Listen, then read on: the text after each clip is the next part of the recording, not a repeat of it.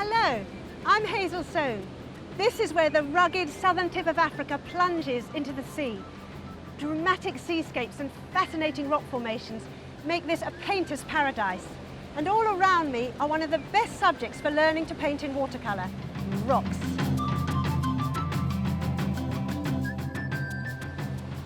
Their rounded and angular shapes are ideal for practising form.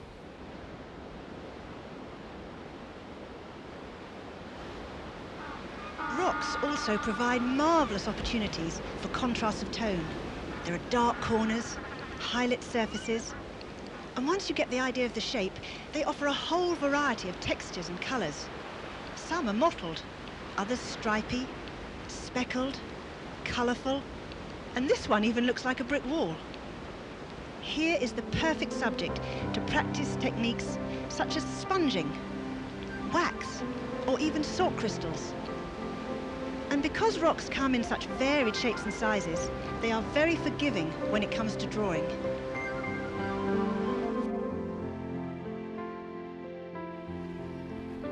First, we've got to make believe that rocks are rounded or squarish. We've got two main techniques in watercolour, wet in wet and wet on dry. Let's practice these on a few simple rocks.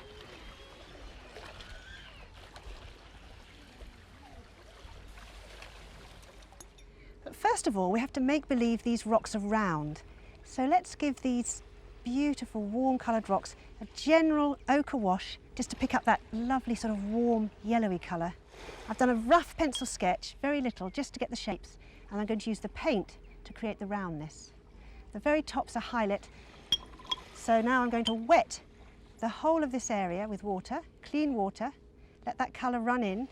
I don't want the two rocks to merge into each other, so I leave just the tiniest gap of dry paper between them, letting that water merge there. Lovely clean crystal water. Here I'm coming on just straight with clean water, same again the one behind, and then I'm going to run the colour in from the bottom. This is a very pale rock. Take the colour off my brush, let the colour flood into that wet water. Ultramarine blue and any brown, like burnt sienna for example, or sepia, will make a wonderful grey. And then while that yellow ochre is still wet, plunge in that colour and look, see how it runs? See that lovely dark shadow along the top of behind that rock? The one below is highlit, and this colour just runs softly into the one above. See how the colour spreads out. Even those little splashes don't matter because the rocks are all speckledy.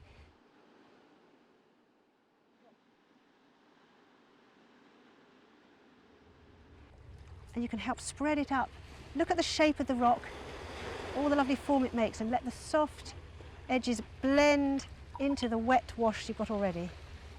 If you feel it's coming too harsh edge, then just pull it back a bit. Here, perhaps there's more light, so pull it back.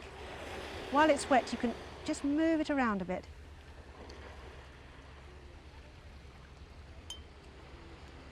It's very, very orangey down here, so we'll just plunge a bit more of this lovely yellow ochre into this area here. If the area is already dried, you can re-wet it, either with the same colour or with just clear water. In this little corner here, we need to re-wet the rocks so that we can flood the colour in. And they're not such a dark colour as the ones that we've just painted, so it's just a slight pale grey, quite warm. Come down to the hard edge.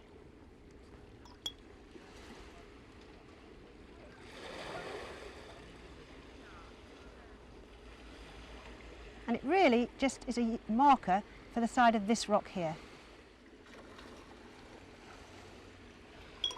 Because this rock in the front here is darker than the one behind, we can actually carry the colour through from this rock into this one, because we're going to build it up with a darker colour on top. Again, re-wet the paper as it dries. Stop flooding. It's a lovely hot day here today. And let that colour run up. You can plunge lots of different colours in while it's wet, and you get lovely different colorations that you see in rocks perfectly going on and letting the watercolour just do it itself. Now supposing you want a slightly less curvy edge, like this ridge on the rock here, where it's a soft edge but it's not hard. I'm just going to re-wet the area with a bit of pale yellow ochre, but not right down to the bottom of the rock because I only need the wet area where I'm actually asking for the soft edge, which is here. Mix some more of that burnt sienna and ultramarine blue and then just bring it along the line of the ridge. So your paint isn't, your water, so your wet paint isn't too wet, so it doesn't flood too much and you've got control. So you can just put it into that shadowy area. And you get a lovely soft edge where the colour just runs, but doesn't bleed so freely as it did before. And you can just move it around, add little blobs, even little blobs where the actual indentations of rock are picking up shadows. It's wonderful, it's just wet in wet, but it's not too wet. Now you can see the rocks appear rounded on the flat surface of the paper because the wet in wet technique creates a gradual change from dark to light.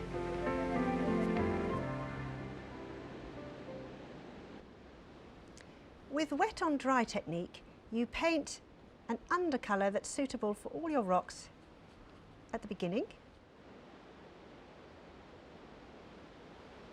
When the paint is dry underneath, as you paint your next layer of paint, look, lovely crisp edge, just like that hard rock edge. And all this side is dark, so we can use this layer of paint to start to darken this up. Watercolour is built up in tints of colour, so the really darks can be built up as you go along, layer upon layer. See these lovely hard edges? Look how crisp that is across the top.